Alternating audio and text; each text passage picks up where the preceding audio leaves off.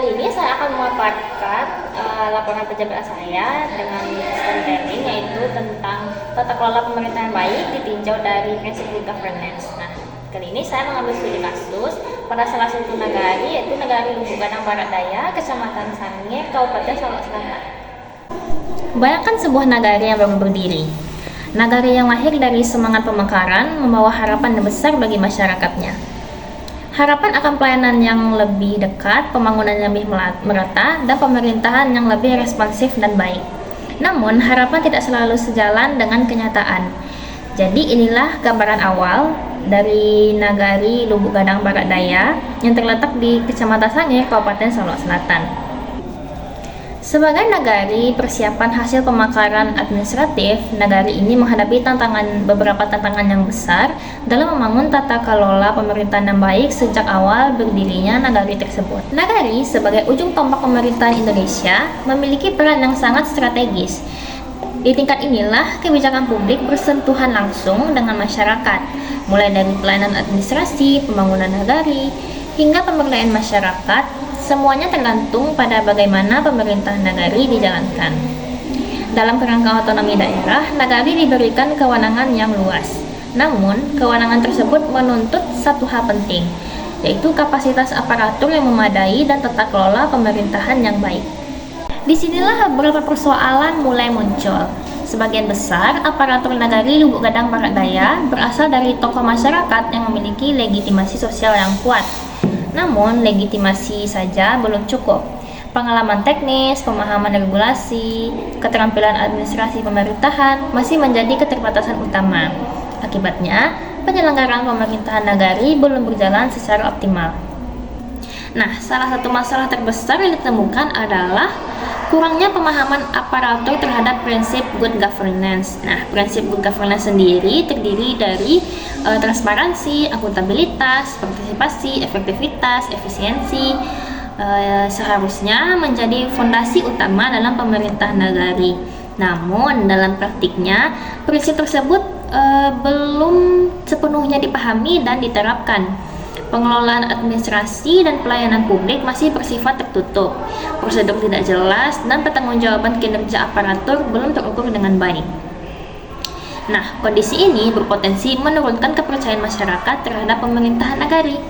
Nah, masalah berikutnya yaitu tidak jelasnya pembagian tugas dan fungsi atau tupoksi dari aparatur nagari. Dalam struktur pemerintahan yang ideal, setiap aparatur memiliki peran dan tanggung jawab yang jelas. Namun di Nagari Lubuk Gadang Barat Daya, pembagian tugas masih tidak jelas. Pekerjaan sering dilakukan berdasarkan kebiasaan atau inisiatif pribadi, bukan berdasarkan struktur organisasi dan regulasi yang berlaku. Akibatnya, terjadi tumpang tindih kewenangan, proses pelayanan yang menjadi lambat, dan koordinasi antar aparatur tidak berjalan efektif.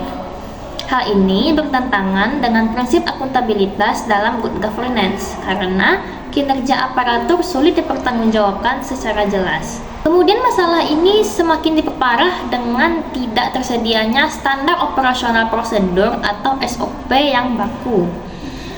Sebagai nagari persiapan, Lubuk Gadang Barat Daya belum memiliki pedoman kerja tertulis yang mengatur alur pelayanan, mekanisme administrasi, serta tata cara pelaksanaan tugas pemerintahan. Tanpa adanya SOP, pelayanan publik berjalan tidak konsisten. Waktu pelayanan tidak pasti, persyaratan administrasi bisa berubah-ubah, dan masyarakat sering merasa bingung ketika mengurus keperluan administrasi. Dalam perspektif good governance, ketiadaan SOP bertentangan dengan prinsip efektivitas, efisiensi, dan transparansi. Selain itu, kinerja aparatur juga sulit dievaluasi karena tidak adanya standar yang menjadi tolak ukur. Nah, dampak dari semua permasalahan tersebut sangat terasa pada kualitas pelayanan publik. Pelayanan yang seharusnya cepat, ramah, dan responsif justru masih bersifat administratif dan birokratis. Aparatur nagari belum sepenuhnya memiliki keterampilan pelayanan berbasis service excellence. Komunikasi dengan masyarakat belum optimal, respon terhadap keluhan masih lambat, dan sikap pelayanan belum konsisten. Padahal, dalam konsep citizen-oriented service, masyarakat seharusnya menjadi pusat pelayanan, bukan sekedar objek administrasi. Jadi, kualitas pelayanan publik yang belum optimal ini berdampak langsung pada tingkat kepuasan dan kepercayaan masyarakat. Jadi, jika dibiarkan, kondisi ini dapat melemahkan legitimasi pemerintahan negari dalam jangka panjang. Selain itu, partisipasi masyarakat dalam pembangunan nagari juga masih minim, karena fokus aparatur masih tertuju pada penataan administrasi internal, menyebabkan ruang partisipasi masyarakat belum terbangun secara maksimal. Musyawarah dan proses perencanaan pembangunan cenderung bersifat top down atau dari masyarakat berjenjang ke pusat. Masyarakat belum sepenuhnya dilibatkan dalam pengambilan keputusan yang menyangkut kepentingan mereka sendiri. Padahal, partisipasi masyarakat merupakan salah satu pilar utama dari good governance. Tanpa partisipasi, kebijakan pembangunan berisiko tidak sesuai dengan kebutuhan masyarakat.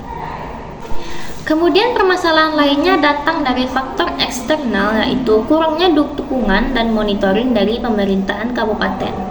Sebagai nagari persiapan, seharusnya nagari Lubuk Gadang Barat Daya mendapatkan pendampingan yang lebih intensif.